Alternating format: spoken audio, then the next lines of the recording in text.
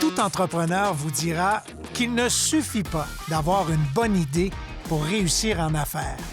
Il vous faudra beaucoup de travail, de volonté, de patience, de résilience, une bonne dose de ténacité et par-dessus tout, beaucoup, voire énormément de détermination.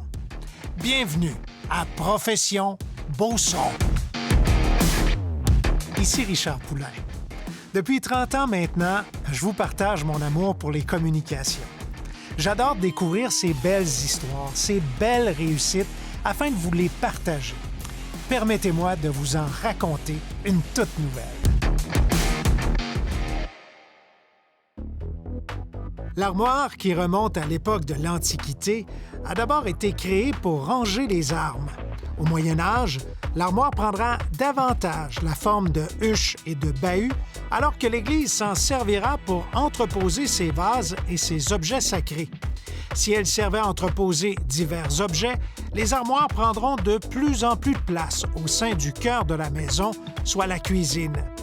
La cuisine telle qu'on la connaît aujourd'hui a connu une véritable révolution dans les 100 dernières années. Les armoires de cuisine, qui étaient davantage une commodité, sont devenues plus qu'un simple espace de rangement au fil du temps. L'avènement des petits et gros électroménagers au milieu du 20e siècle a fait des armoires un élément essentiel dans la fonctionnalité des cuisines contemporaines. L'industrie de la fabrication d'armoires de cuisine a quant à elle grandement évolué à travers les dernières décennies. Armoire DLM, dirigée par Nicolas Marcoux, a été fondée par son père en 1983. Déjà propriétaire d'une usine de fabrication d'armoires, celui-ci avait démarré ce plan de travail à Saint-Joseph-de-Beauce afin de fabriquer des ensembles sur mesure. Ingénieur mécanique, Nicolas a intégré l'entreprise en 2002. D'entrée de jeu, celui-ci a partagé sa philosophie et sa vision axée sur l'innovation dans tous les aspects, soit de la gestion jusqu'à la fabrication. C'est vraiment l'aspect innovation qu'on peut emmener, que ce soit dans la fabrication, dans notre produit, dans les processus, dans la manière dont on est entre nous, notre savoir-être envers les employés, puis les employés envers nous. Je pense que DLM, c'est une grande famille, puis on mise beaucoup là, sur la proximité avec nos jeunes. Qui dit innovation dit changement. Et pour que le processus soit efficient, tous doivent y adhérer. L'innovation emmène le regard vers l'avant. Puis je pense que c'est ça qui est motivant puis qui va emmener nos employés à nous suivre. Faire le choix d'un nouvel ensemble d'armoires de cuisine ne peut pas se prendre à la légère. Pour aider le consommateur dans son cheminement, l'entreprise Beauceron utilise divers outils pour bien cerner les besoins des utilisateurs, de préciser Véronique Pilote. Bien, nous, on a décidé vraiment d'intégrer le client au cœur de leur cheminement parce que changer une armoire de cuisine, par exemple, on le sait, on change ça aux 15-20 ans, une armoire de cuisine. Donc, quand on commence ce processus-là, il y a toutes sortes de questions. On parle à notre voisine, à notre mère, à notre amie. Fait que c'est un cheminement qu'on fait. Donc, on commence toujours avec le client avec un questionnaire de base qui nous permet de cibler un petit peu ses attentes, ses préférences, ses goûts. Avant de faire la présentation du concept final, on fait ce qu'on appelle une rencontre de co-création avec le client, qui consiste à être une rencontre en visioconférence. Et là, on partage notre écran puis on démontre le projet qu'on a fait en 3D, mais de base, là, sans toutes les couleurs et tous les accessoires et le look photoréaliste. Donc après, on est vraiment capable de faire le concept qui va être pile-poil sur ce que le client aime. D'inclure le consommateur dans le processus favorise une communication bidirectionnelle. Des fois, on se rend compte que le client est moins à l'aise de dire « je suis pas certain que j'aime ce que tu me proposes », tandis que quand on inclut le client dans le processus de création, bien, on l'intègre, on travaille en équipe avec lui, donc ça devient beaucoup plus facile la relation. L'étape suivante consiste à évaluer la disponibilité des matériaux. À l'entrée du contrat, on va valider est-ce qu'il y a des matériaux qui vont être qui risquent d'être difficiles à avoir. Il ne faut pas avoir de mauvaises surprises avec les matériaux, donc on valide si les matériaux vont être disponibles. Il y a des commandes de portes à faire. Vous avez des portes moulurées chez nos sous-traitants. On va placer la commande tout de suite la première journée. Par la suite, le projet est transmis au département technique. Le département technique va tout prendre dans le fond. Chacun des modules va décortiquer votre cuisine en modules de production. Puis le fait de créer ces modules-là va tout faire la programmation usine pour nos robots. Donc, combien de panneaux ça prend pour faire votre projet? On achète vraiment tous nos panneaux commande par commande. Donc, on va faire la commande de panneaux précisément. Fait qu'une fois l'optimisation faite, on est prêt à lancer en production. Un système automatisé alimente l'appareil qui procède à la découpe.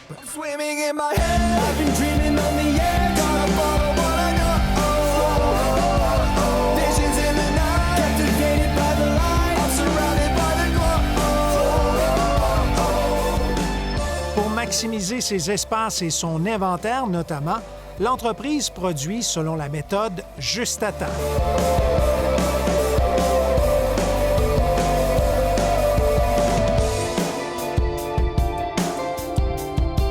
On va produire une journée à deux, peut-être 2 jours avant la livraison.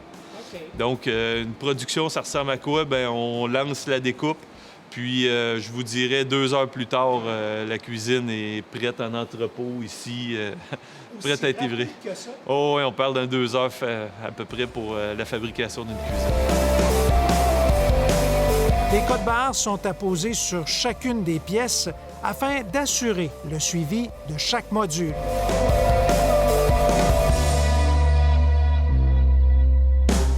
Des goujons seront ajoutés sur certaines pièces avant de procéder à l'assemblage.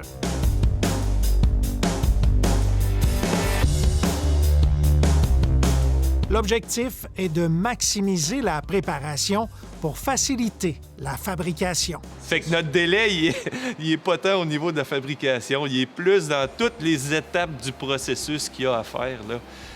C'est vraiment là que le délai est dans notre cas. Là où on est, c'est dans la complexité aujourd'hui d'une cuisine. Autant les cuisines ont l'air plus rectilignes, on est dans le contemporain, mais il y a beaucoup de quincailleries, beaucoup de recherches à faire pour les quincailleries. Donc, beaucoup de temps en amont de la production pour être sûr que quand c'est lancé en usine, tout marche à la perfection. Avant l'assemblage final, on procède à diverses étapes de finition.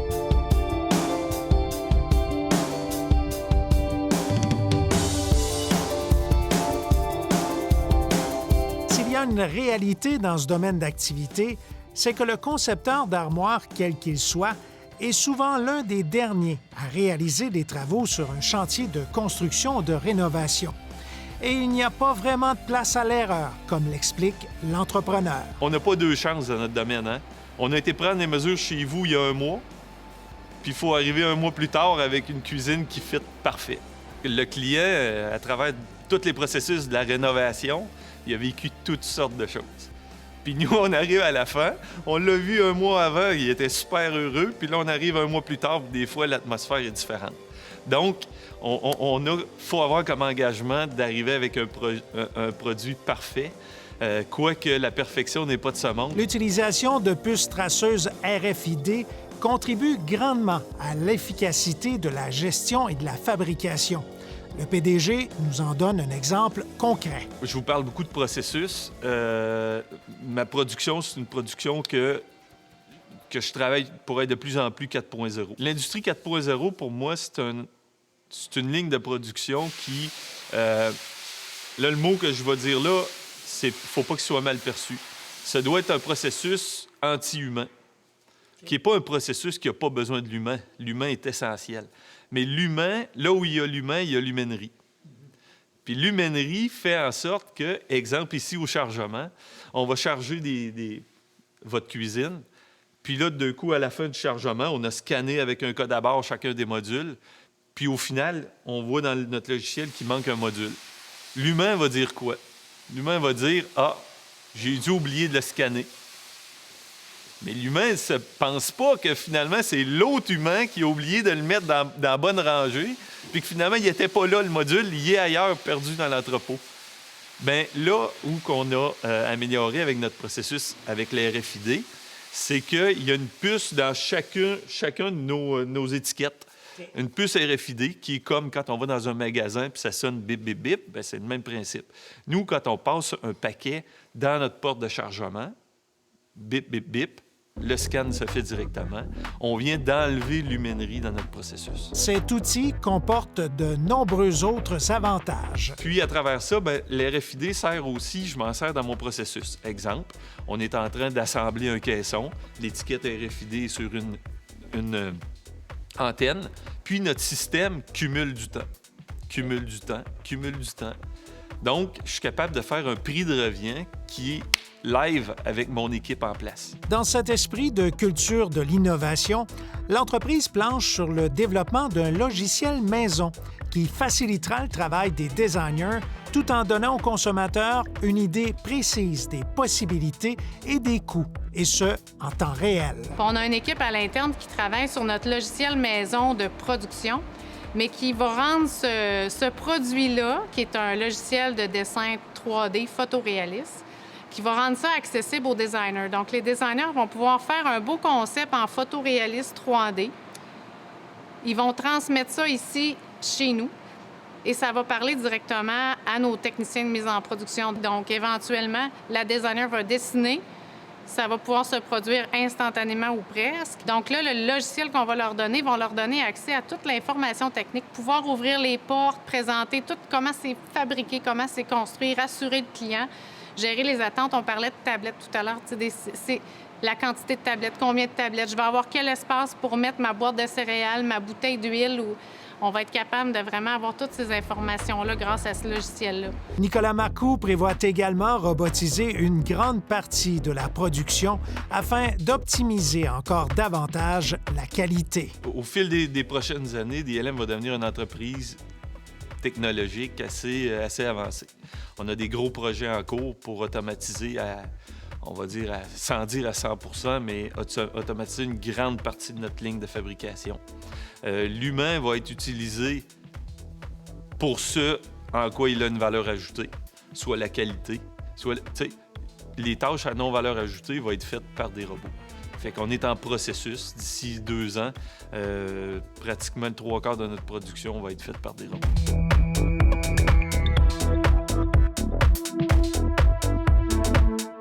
L'entrepreneur Beauceron a une grande soif de comprendre tant les produits que les humains qui gravitent dans son univers. Je suis une personne qui a beaucoup d'ouverture, qui aime comprendre.